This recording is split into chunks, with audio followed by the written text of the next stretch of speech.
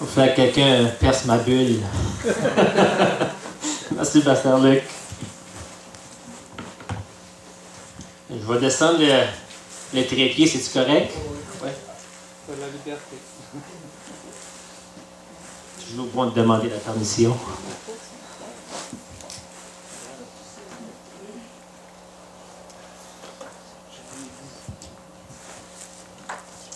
Je crois qu'on va avoir un bon temps ce soir. Je crois que plusieurs d'entre nous sommes venus cette fin de semaine, c'est parce qu'on a... Peut-être certains ont venu pour voir Pasteur Luc.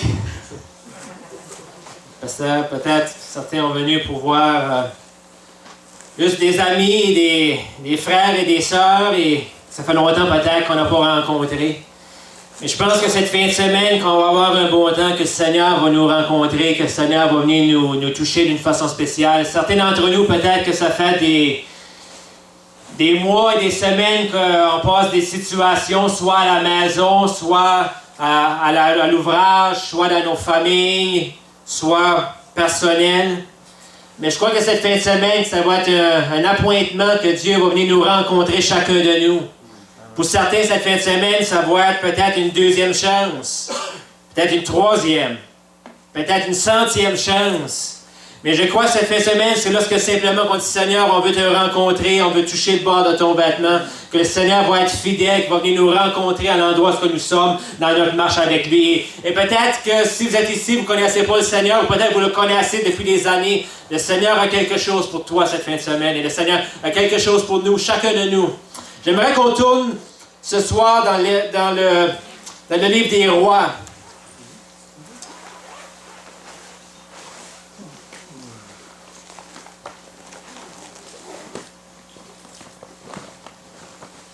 Pasteur Luc, tu as dit qu'il n'y avait pas de maringouins. Non, parce qu'ils sont gelés. Les gens qui ont la recouverte et tout ça.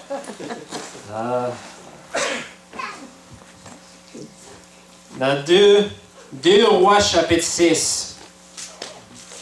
On va lire un peu différents versets à travers la parole et après ça, on va aller directement dans le message. 2 Rois, chapitre 6, verset 24. Après cela, Ben-Hadad, roi de Syrie, ayant rassemblé toute son armée, monta et assiégea Samarie. Il y eut une grande famine dans Samarie. Il la serra tellement qu'une tête d'âne valait 80 cycles d'argent, c'est environ 50 $. Et le quart d'un câble de fiente de pigeon, 5 cycles d'argent, c'est environ 3 $. Et comme le roi passa sur la muraille, une femme lui cria, « Sauve-moi, ô roi mon Seigneur! » Il lui répondit, « Si l'Éternel ne te sauve pas, avec quoi te sauverai-je? Avec le produit de l'air ou du pressoir? » Et le roi lui dit, « Qu'as-tu? » Elle répondit, « Cette femme-là m'a dit, donne ton fils, nous le mangerons aujourd'hui, et demain, nous mangerons mon fils. Nous avons fait cuire mon fils, et nous l'avons mangé. Et le jour suivant, je lui ai dit, donne ton fils, et nous le mangerons. Mais elle a caché son fils lorsque le roi entendit les paroles de cette femme. Il déchira ses vêtements en passant sur la muraille, et le peuple vit qu'il avait en dedans un sac sur son corps. Verset 31. Le roi dit que Dieu me punisse dans toute sa rigueur si la tête d'Élisée, fils de Shaphat, reste aujourd'hui sur lui. Or, Élisée était assis dans sa maison et les anciens étaient assis auprès de lui. Le roi envoya quelqu'un devant lui. Allons à l'autre chapitre, chapitre 7, verset 7. Élisée dit, « Écoutez la parole de l'Éternel. Ainsi parle l'Éternel. Demain à 7 heures, on aura une mesure de fleur de farine pour 1 cycle, environ 1 $, et 2 mesures d'orge pour 1 cycle à la porte de Samarie. » L'officier sur la main duquel s'appuyait le roi répondit à l'homme de Dieu, « Quand l'Éternel fera des fenêtres au ciel, pareille chose arrivera-t-elle? » Et Élisée dit, « Tu le verras de tes yeux, mais tu n'en mangeras point. » C'est bien cela. Il y avait à l'entrée de la porte 4 lépreux qui se disaient l'un à l'autre, « Quoi? Resterons-nous ici jusqu'à ce que nous mourions? Si nous songeons à entrer dans la ville, la famine est dans la ville, et nous y mourrons. Et si nous restons ici, nous mourrons également. Allons nous jeter dans le camp des Syriens. S'ils nous laissent vivre, nous vivrons, et s'ils nous laissent mourir, nous mourrons. Ils partirent donc au crépuscule pour se rendre au camp des Syriens. Seigneur, je te remercie ce soir pour ta parole. Je te remercie que ta parole est oui et amen, elle ne change point, Seigneur. Seigneur, tu sais comment nous rencontrer ce soir. Je te prie que ta parole, Seigneur, puisse couler sur nos cœurs, qu'elle puisse faire du bien. Seigneur, tu veux faire du bien à chacun de nous, Éternel. Et Seigneur, on prie le sang de Jésus sur ce lieu. Éternel, on déclare ce lieu un lieu saint ce soir, Seigneur. Un lieu où ta présence vient habiter. Un lieu où tu viens nous rencontrer, Éternel, désormais. Seigneur, je te prie que tu puisses donner des cœurs bien disposés, Éternel. Entendre ce que tu as à nous dire. Donne-nous des oreilles, Seigneur. Donne-nous un cœur. Donne-nous une compréhension de ta parole, Seigneur. Parle-nous ce soir. Et aide-moi, Seigneur, à apporter ta parole dans le nom de Jésus. Et le peuple de Dieu dit Amen. Quand l'Éternel fera des fenêtres au ciel, pareille chose arrivera-t-elle? Et Élisée dit, tu le verras de tes yeux, mais tu n'en mangeras point. Le titre de ce message ce soir, c'est « Lorsque le ciel ouvre ses fenêtres ». Lorsque le ciel ouvre ses fenêtres, il y a quelque chose qui se passe. Il y a quelque chose qui se passe lorsque le ciel ouvre ses fenêtres. Il y a 2 points qu'on va regarder ce soir, que lorsque le ciel ouvre ses fenêtres, il y a une famine sévère. Une famine sévère avant la bénédiction. Lorsque le ciel ouvre ses fenêtres, il y a une famine sévère avant la bénédiction. Qu'est-ce qu'une famine? Une famine, c'est un grand manque. Une famine, c'est une extrême rareté de nourriture. Une famine, c'est un endroit où il y a des gens qui sont affamés. La parole de Dieu nous dit que le roi est venu assiéger, est venu entourer la ville de Samarie. Lorsqu'une ville est assiégée, lorsqu'un endroit est assiégé, qu'est-ce que ça veut dire? Ça veut dire qu'il n'y a rien qui rentre et il n'y a rien qui sort. Il n'y a pas de nourriture qui rentre, puis il n'y a pas de nourriture qui sort. Tu es au même endroit, mais nothing is coming in, nothing is coming out. Est assiégé, la ville était assiégée. Vous savez, il y a 3 choses que l'ennemi veut faire dans nos vies. 3 choses que l'ennemi était intéressé de faire lorsqu'il a entouré la ville de Samarie. Et ce soir, je crois qu'on a beaucoup à retenir lorsqu'on regarde, on travaille la parole. Il y a des points qu'on peut retenir même dans nos vies. L'ennemi veut se débarrasser des têtes d'âne. Les IA. L'ennemi est après les têtes d'âne, frères et sœurs. La parole de Dieu nous dit simplement que la famine était tellement sévère dans la ville que les gens simplement coupaient les têtes d'âne pour se nourrir. Combien savent que lorsqu'on est rendu au point qu'on coupe les têtes d'âne pour se nourrir, on est vraiment désespéré. Les têtes d'âne, c'est une portion de l'animal qui n'a pas vraiment de nourriture, là. Il y a des os et la nourriture qu'il y a là, c'est pas vraiment plaisant. C'est pas quelque chose qu'on... J'espère que cette fin de semaine à la cuisine. Pas de tête d'âne. Et je crois pas qu'il y a ça, c'est de la bonne nourriture, comme Pasteur Luc a dit. Mais vous savez, pour eux, c'était le mec qui leur était placé.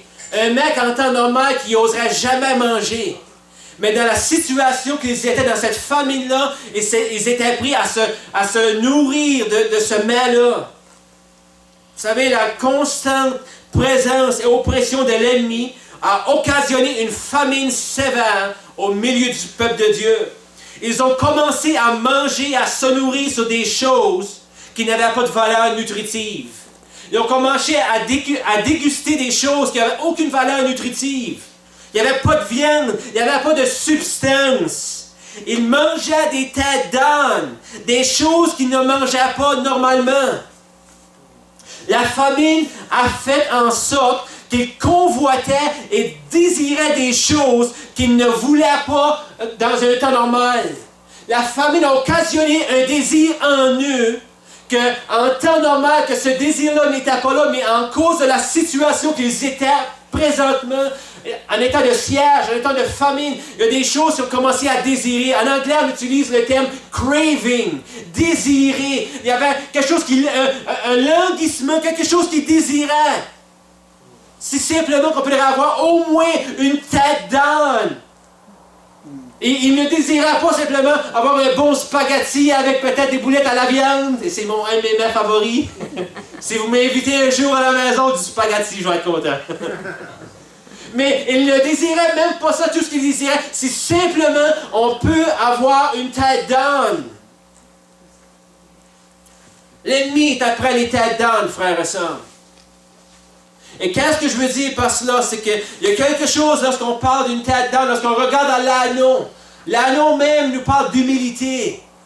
La parole de Dieu nous parle dans Marc au chapitre 7. Ils amenèrent à Jésus l'anneau sur lequel ils jetèrent leurs vêtements et Jésus s'assit dessus. L'ennemi veut détruire les têtes d'âne dans nos vies. L'ennemi veut détruire même l'esprit d'humilité au sein de l'Église.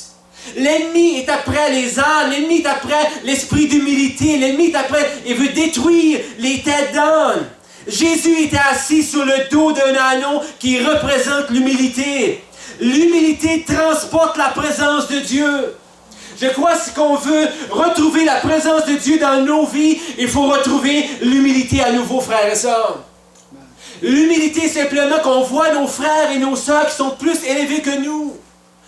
Qu'on voit les autres, c'est-à-dire qui servent le Seigneur, qui sont plus élevés, même si ça fait 30 ans que je suis dans le Seigneur, même si ça fait 40 ans, 50 ans, 110 ans que je suis dans le Seigneur, on voit les autres qui grandissent plus élevés que nous. On voit même les enfants, peut-être que je suis béni d'entendre le pasteur David et son épouse prennent soin des enfants. Alléluia. Ça me démontre quelque chose, parce qu'ils pourraient être ici, assis ici ce soir, mais ils ont choisi simplement, je suis certain qu'ils voient ces jeunes gens-là comme plus haut qu'eux, ils voient un potentiel en eux, et ils prennent le temps de prendre soin d'eux.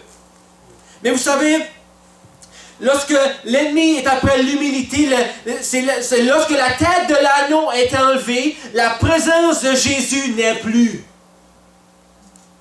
Lorsqu'on coupe la tête de l'humilité dans nos vies, dans nos familles et dans nos assemblées, on ne peut plus transporter la présence de Jésus dans nos vies. Jésus s'assoit sur l'anneau. Jésus est transporté par l'anneau. Lorsque l'humilité est enlevée de nos vies, qu'on arrive à un endroit dans nos vies qu'on pense qu'on sait tout, qu'on a tout vécu, qu'on a tout expérimenté dans le Seigneur. Qu'on n'a plus rien à apprendre, que tout ce qu'on a à faire, c'est enseigner les autres, tout ce qu'on a à faire, qu'on ne peut plus grandir, qu'on a atteint un endroit en Dieu, qu'on ne peut plus expérimenter les choses. On a tout vu, on a tout expérimenté. C'est un endroit qui est très dangereux, frères et sœurs. C'est un endroit, je dis, que simplement que la tête de l'anneau est coupée et simplement que l'humilité n'est plus là et que la présence de Dieu ne peut plus être transportée. L'apôtre Paul, dans Philippiens chapitre 3, verset 3, dit « Ne faites rien par esprit de parti ou par vaine gloire, mais que l'humilité vous fasse regarder les autres comme étant au-dessus de vous-même. Que chacun de vous, au lieu de considérer ses propres intérêts, considérez aussi ceux des autres. » Vous savez, aujourd'hui, dans le monde chrétien, ou même dans le monde ordinaire, je crois que trop souvent, on fait les choses, qu'est-ce qu'on peut recevoir de cela? What I'm going to get from it? C'est quoi que je vais recevoir? Ou qu'est-ce que les autres vont penser de moi? Est-ce que les gens vont me reconnaître? Est-ce que les gens vont me donner des bonnes tapes dans le dos? Ça fait du bien avoir une bonne tape dans le dos. Je parle d'une bonne tape d'amitié, là. Pas une claque, une bonne tape d'amitié. Ça fait du bien, on a besoin de ça, mais parfois on fait les choses parce qu'on veut recevoir quelque chose. C'est par vaine partie. Ou simplement, simplement, si je fais ça pour un frère, ben je sais que ce frère-là, c'est parce que je veux avoir une faveur.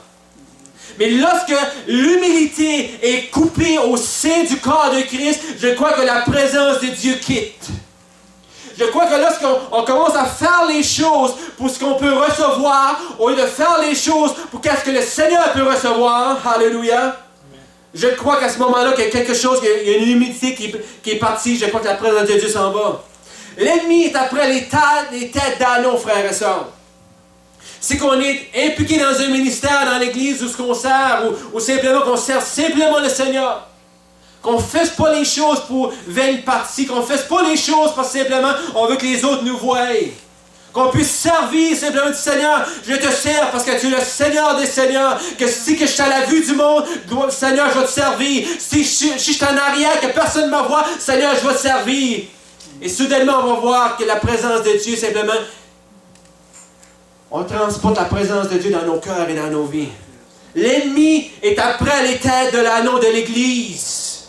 L'Église doit retrouver la présence de Dieu à nouveau. Marcher dans un esprit d'humilité. Ah ben moi je l'ai la fin. Moi je suis un bon prédicateur. Moi je sais comment faire ça. Je sais comment laver les toilettes. Je suis le meilleur pour laver les toilettes. Merci Seigneur, c'était le meilleur. Je suis meilleur à faire ci, je suis meilleur à faire ça, puis je peux te le montrer comment le faire, puis je crois ce qu'on a besoin dans nos cœurs et dans nos vies à nous, c'est du Seigneur. Et ça fait 30 ans, Seigneur, que je sais comment faire quelque chose. Seigneur Jésus, je veux toujours apprendre et aide-moi, Seigneur, à être un serviteur de ceux qui m'entourent. Et je crois que le camp escuminac est une bonne représentation de cela. Lorsqu'on arrive, on voit des gens qui sont impliqués partout. On voit des frères qui sont impliqués simplement juste à nettoyer. On voit des gens qui sont en train de plugger des hausses pour qu'on ait de l'eau. Et des gens qui travaillent à gauche et à droite. Des gens qui sont à la cuisine toute la fin de semaine. Et je crois qu'un esprit d'humilité qui marche, qui fonctionne dans ce lieu. Et gloire au Seigneur parce que je crois que la présence de Dieu va bénir au travers de cela. L'ennemi aussi veut se débarrasser des têtes d'Élysée.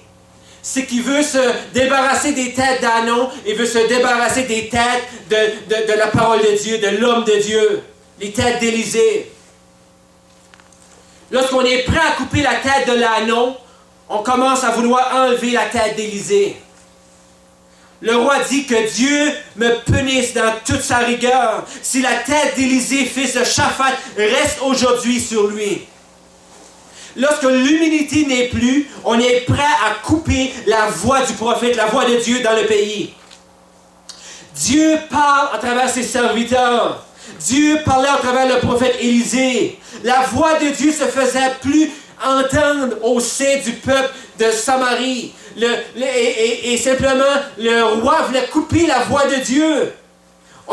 Lorsque simplement qu'on est dans un endroit de famine dans nos vies, lorsqu'on est dans un endroit qu'on est assiégé, l'ennemi veut nous apporter dans un endroit où ce qu'on n'entendra plus, on ne pourra plus entendre ce que Dieu a dit. Il veut couper, il voulait couper la tête, il voulait décapiter Élisée.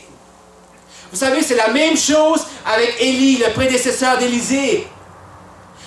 Jézabel voulait exactement faire la même chose, elle voulait détruire, couper la tête d'Élie. Encore simplement qu'il déclarait la parole de Dieu. Savez-vous quoi? L'ennemi est après la parole de Dieu qui est déclarée dans le pays. Dans nos cœurs, sur les terrains de notre cœur, dans nos assemblées, dans nos régions, dans notre pays. L'ennemi veut décapiter de sorte en ce que la parole de Dieu ne se fasse plus entendre. Plus que jamais, on entend la parole prêchée, mais plus que jamais, il semble qu'il y a une famine de la parole de Dieu dans le pays. Il y a plus que jamais qu'il y a des prédications à gauche et à droite, il y a des prédicateurs sur la radio, des prédicateurs à la télévision. Merci Seigneur, mais plus que jamais, il semble qu'il y a une famine de la parole de Dieu dans le pays. Pourquoi? C'est une de l'œuvre de l'ennemi. De couper la tête d'Élisée, que la voix de Dieu soit coupée dans le pays.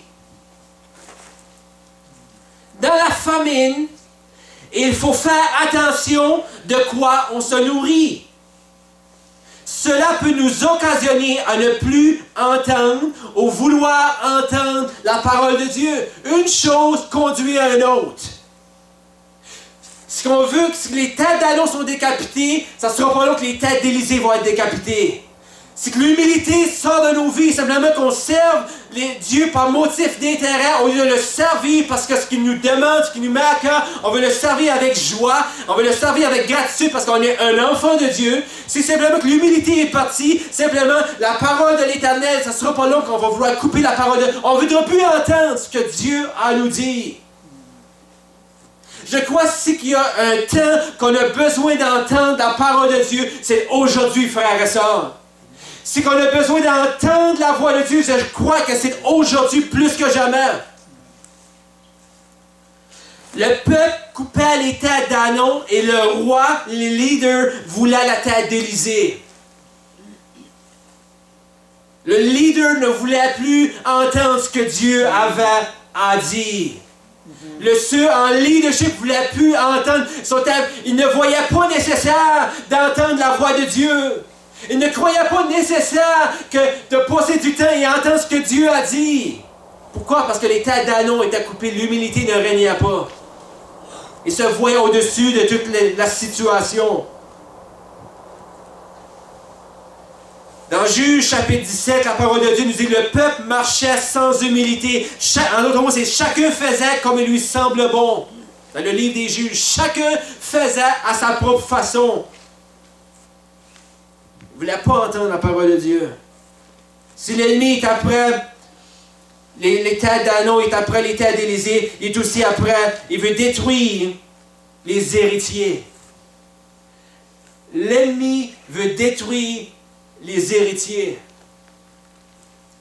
L'ennemi veut détruire les enfants de Dieu. Il veut détruire l'héritage sacré. L'ennemi veut détruire ce qui est précieux aux yeux de Dieu. L'enfant de Dieu. Ils ont commencé à se dévorer entre eux. La parole de Dieu nous dit simplement qu'ils ont commencé à manger leurs propres enfants. Une mange l'autre et l'autre simplement est après à manger l'autre. Ils ont commencé à se dévorer entre eux. Et l'héritage était en train de se perdre. Ce qui était précieux, ce qui était la future génération, les enfants. Ce qui était précieux au milieu d'eux était détruit. Le cri de joie des enfants ne se faisait plus entendre. Jésus un jour a dit, n'avez-vous jamais lu les paroles? Tu as tiré des louanges de la bouche des enfants et de ceux qui sont à la mamelle. Matthieu 21, 16. Dans la famine, l'ennemi veut faire cesser les chants de joie et la louange. Dans la famine, lorsque l'ennemi vient assiéger nos vies et vient assiéger le peuple de Dieu, l'ennemi était intéressé à une chose, à faire cesser le chant de joie et la louange au milieu du peuple de Dieu. Et comment est-ce qu'il va s'attaquer aux enfants? Il va s'attaquer aux enfants de Dieu. Il va s'attaquer à chacun de nous, frères et sœurs. Et qu'est-ce qu'il va faire en sorte? C'est qu'on va commencer à se dévorer les uns et les autres. Ouch. Au lieu de s'encourager, au lieu de bénir, au lieu d'exhorter, dans la Samarie, ils ont commencé à se dévorer les uns et les autres. Il y avait une famine qui était là. Il y avait une famine qui était présente au milieu du peuple de la Samarie. L'ennemi a pour but d'utiliser les famines dans le peuple de Dieu et dans nos vies afin d'apporter un désespoir, un découragement, pour simplement juste nous détourner du plan de Dieu.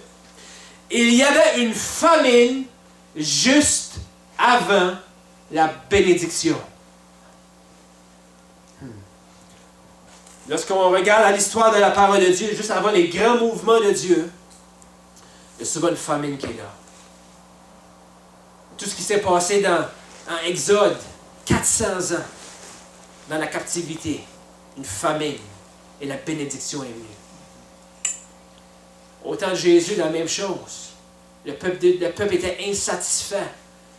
Le peuple religieux. Le peuple sans vie.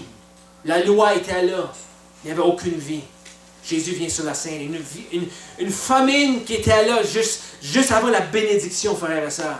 Au début des années 1900, on a tous entendu parler de ce qui s'est passé en Gaule. L'Esprit de Dieu qui s'est répandu sur un pays en entier. Des prisons qui sont changées, des tavernes qui sont changées, les vies des gens, des mineurs. Le pays est affecté par la présence de Dieu. Mais juste auparavant, lorsqu'on étudiait l'histoire de la Gaule, on s'aperçoit que c'était un endroit qui était ténébreux. Un endroit où les gens buvaient, c'était l'alcool, c'était toutes sortes de la débaucherie, c'était les choses, un endroit où il n'y avait pas d'espoir, un endroit où il y avait une famine qui était là. Mais juste avant la famine, il y a une bénédiction, frères et sœurs. Et ce soir, lorsque le ciel ouvre ses fenêtres, je crois que cette fin de semaine, qu'il y a des fenêtres qui vont s'ouvrir sur chacune de nos vies. Je crois dans cette fin de semaine, au travers le camp escuminal, qu'il y a une fenêtre qui peut s'ouvrir. Une fenêtre que le Seigneur veut faire quelque chose dans ma vie, dans ta vie. Lorsque le ciel ouvre ses fenêtres, il y a une famine avant la bénédiction. Et le point numéro 2, il y a aussi une grande bénédiction qui est sur le point de se déverser. Lorsque le ciel ouvre ses fenêtres, il y a une grande famine avant la bénédiction. Mais il y a aussi une grande bénédiction qui est sur le point de se déverser. Oh, j'aime ce que je lis dans 2 Rois chapitre 7, verset 6. La famine régnait, le peuple était découragé, il semblait qu'il n'y avait plus d'espoir. On ne voyait plus les têtes d'Anon. Élisée il y avait des menaces par rapport à ce qui était dit. Les enfants sont détruits. Aucun chant qu'on pouvait entendre. Il y avait les cantiques, certainement que c'était des cantiques qui n'avaient pas de joie qui étaient là. Mais il y avait une bénédiction qui était sur le point d'arriver. Il y avait un bruit qui était sur le point de se faire entendre. Et ce n'était pas le bruit du murmure. C'était pas un bruit de critique. C'était pas un bruit de mécontentement. C'était pas un bruit de... Qu'est-ce que ce soit le bruit qu'on peut entendre aujourd'hui? C'était un bruit qui était sur le point de se faire entendre. C'était un bruit, pas d'un voisin, pas d'une voisine, pas de notre époux ou de notre épouse. C'était un bruit qui venait de la part de Dieu. Un bruit qui était sur le point de déclencher une bénédiction spirituelle sur le peuple de Dieu.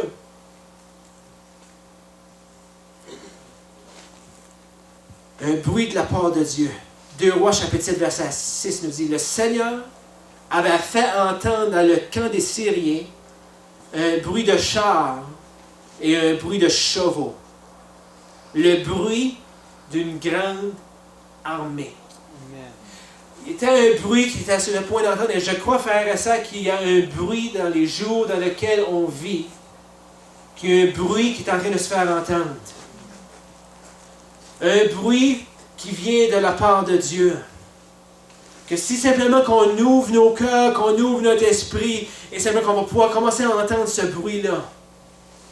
Un bruit de pluie qui est sur le point de tomber, qui commence à tomber. Un bruit simplement de délivrance. Il y a un bruit, frères et sœurs, qui s'est fait entendre 2000 ans passés. Un bruit qui s'est fait entendre sur la croix du Calvaire. Lorsque Jésus avait les bras grands ouverts et les mains clouées, les pieds cloués, son côté percé, la couronne d'épines simplement sur sa tête et simplement souffrant sur cette croix-là atroce pour nos péchés. Alors que Jésus était là, il y a un bruit qui se faisait entendre 2000 ans passés, un bruit qui était sur le point de déclencher un déversement de bénédiction, qu'elle allait se répandre sur le peuple de Dieu, qu'elle allait se répandre sur la planète, sur la création de Dieu. Un bruit. Lorsque Jésus, un jour, il a simplement tout accompli. Oh, un bruit qui a commencé à apporter un tremblement dans le camp de l'ennemi, frères et sœurs. Un bruit qui a commencé à apporter la panique dans le camp de l'ennemi. Un bruit qui a commencé à apporter simplement une confusion dans le camp de l'ennemi. J'aime ça lorsque l'ennemi est confus. Alléluia. J'aime ça trop souvent. On dirait que c'est les enfants de Dieu qui sont confus. Mais je crois que c'est le temps que l'ennemi soit confus, que l'ennemi ne sache pas ce que Dieu est sur le point d'accomplir, que l'ennemi soit tellement confus qu'il doit fuir, qu'il doit s'enfuir, tellement qu'il est confus sur les choses que Dieu est en train de faire. Amen. Et je crois que c'est le temps qu'on vit maintenant, que l'ennemi vive ces choses-là. Trop souvent, l'ennemi nous fait vivre des choses. Mais je crois que c'est le temps, je crois qu'on, par la puissance, par la grâce de Dieu, qu'on simplement, lorsqu'on marche dans l'esprit d'humilité, qu'on laisse l'esprit de Dieu agir au travers de nous, que simplement que l'ennemi commence à expérimenter des choses, la confusion. Tout est accompli. Il y avait un bruit sur la croix du calvaire, mais il y avait aussi un autre bruit un jour. Un bruit d'une pierre, un bruit d'une roche, d'une pierre qui a commencé à se faire rouler. Alléluia, j'aime ça. Un bruit qu'un jour qui a commencé à se faire entendre, je crois, dans le monde spirituel. Une pierre qui a commencé à se faire rouler. Et c'était qui disait, il est ressuscité, il est vivant. Alléluia. Un bruit simplement qui a commencé à faire trembler l'ennemi dans ses culottes. Alléluia. L'ennemi a dû avoir fui. Un bruit qui s'est fait entendre de la part de Dieu. Et c'était pas quelque chose qui était manipulé par les hommes. C'était pas quelque chose qui était arrangé de la part des hommes. C'était pas quelque chose que, mais si je fais ça, je vais pouvoir recevoir un tel montant d'argent. Non, c'était un bruit qui était organisé par Dieu lui-même. Un bruit d'une pierre qui s'est fait rouler. Un bruit qui se fait entendre au travers les siècles, frères et sœurs. Un bruit des âmes qui sont sauvées. Alléluia. Amen. Ça, c'est un bruit qui fait fuir l'ennemi. Alléluia. Ils l'ont vaincu à cause du sang de l'agneau, à cause de la parole de leur témoignage. Un bruit qui se fait entendre, qui fait fuir l'ennemi. Lorsqu'on est assiégé par l'ennemi, lorsque l'ennemi nous entoure, lorsqu'on expérimente une famine, je crois qu'il y a un bruit que Dieu peut faire entendre encore à nouveau aujourd'hui en 2010. Un bruit de délivrance de ces enfants qui commencent à expérimenter la délivrance de Dieu dans leur vie. Alléluia. Peut-être t'es addicté à certaines choses et lutter avec certains péchés. Et un bruit de délivrance qui se fait entendre. Et l'ennemi, un bruit de chaîne qui est en train de s'écrouler. Un bruit de chaîne qui est en train de casser. Un bruit de délivrance.